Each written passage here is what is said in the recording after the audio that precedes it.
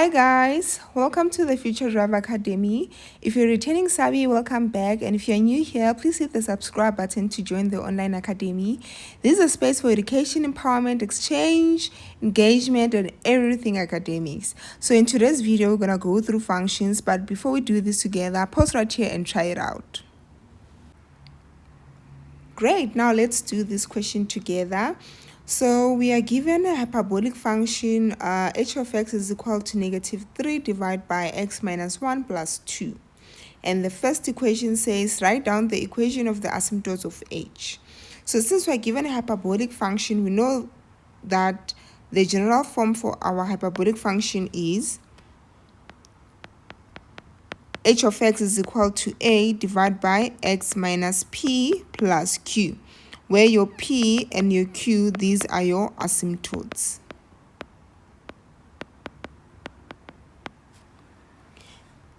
Right, so now answering the question, the equation of the asymptotes, they will be given by, for the vertical asymptote, it will be given by x is equal to 1, and for the horizontal asymptote, it will be given by y is equal to 2.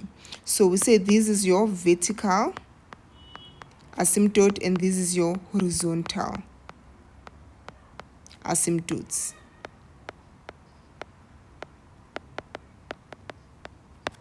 Great, now let's go to the second question.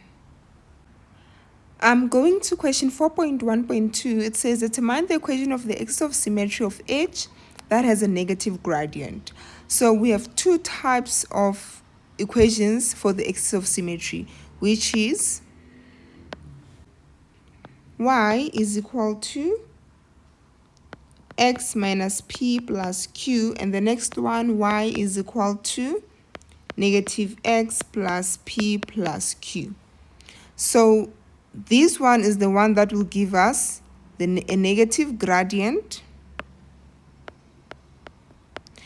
and this one will give us a positive gradient, because it follows y is equal to mx plus c, where we know that our m, that's our gradient.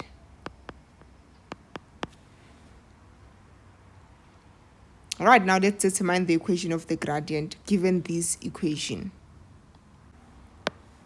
So from the previous question, we know that our p is equal to 1 and our q is equal to 2.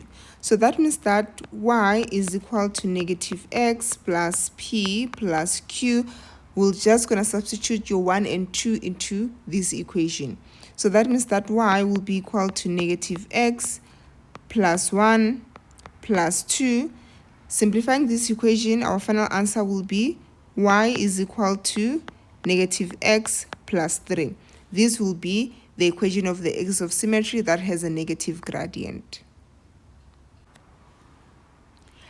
So going to the last question under 4.1, they want us to sketch the graph of h. So in order for us to sketch the graph, we need the following. Number 1, we need your asymptotes, which we've already determined. Number 2, you need your intercepts. Your intercept, we say that for x-intercept, that's where our y is equal to 0, and our y-intercept, that's where our x is equal to 0. So with our asymptotes, remember our asymptotes is given by x is equal to p and your y is equal to q, which we've already determined in the previous question. So now we're just going to go into solving for our intercepts, and then that's when we can sketch our graph. So we're going to start with the x-intercept. So for x-intercept, we know that our y should be equal to 0. Right. So that answer is going to be 0 is equal to -3 over x minus 1 plus 2. So to solve for x, we have to take 2 to the other side, and it becomes -2 is equal to -3 over x minus 1. We divide everything, we multiply everything by x minus 1 to cancel out this x minus 1 that we have here. So that means that we're going to have negative 2x minus 1, which is equal to negative 3x minus 1 times x minus 1. So because we have the same term in our numerator and denominator, that means that those can cancel out.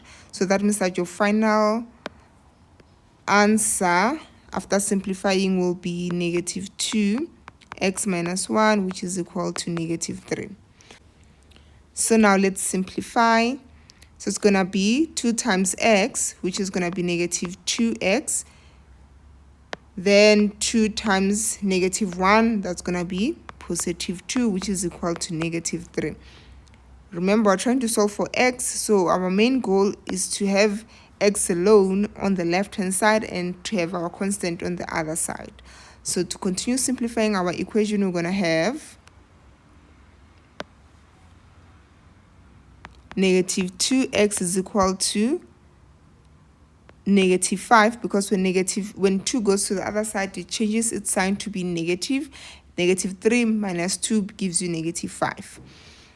Then we divide everything by negative 2. So x will be equal to 5 over 2. So that means that our x-intercept will be 5 over 2 and 0. This in brackets is 2.5. All right, we're done with the x-intercept. Now let's go for the y-intercept. So for y-intercept, x is equal to 0. So that means that everywhere in our equation where we have x, it's going to be 0. So it's going to be y is equal to negative 3 over 0 minus 1 plus 2. Then your final answer will be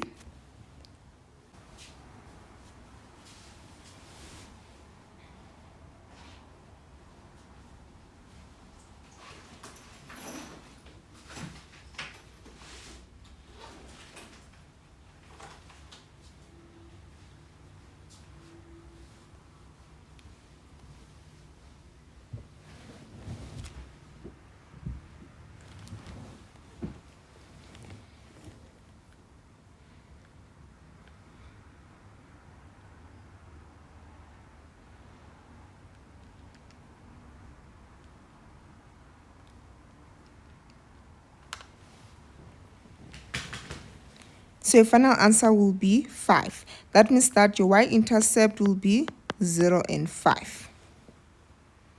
So we have our asymptotes, we have our intercepts. Let's summarize all the information that we have in order for us to draw our graph. All right, so this is the data that we need in order for us to draw the graph. Now let's draw our function.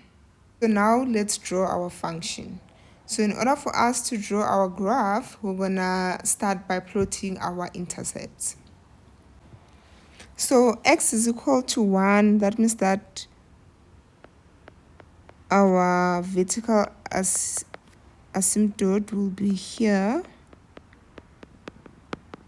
Then y is equal to 2. Our horizontal asymptote will be there. Can even label to say this is y is equal to 2 and x is equal to 1. That's where they meet there at that point. All right, now let's draw our graph. So our first intercept is 2.5 and 0. 2.5 and 0 is somewhere there. And the next one, it is 5 and 0. So 5 and 0, it is there. Right, so now let's draw. We're going to draw a line that will go close to that vertical asymptote, but it will never ever touch. And you draw another one going close, but will never ever touch. And you label to say this is your h of x. Right, that's how you draw your hyperbolic function. So now going to the next question of question 4,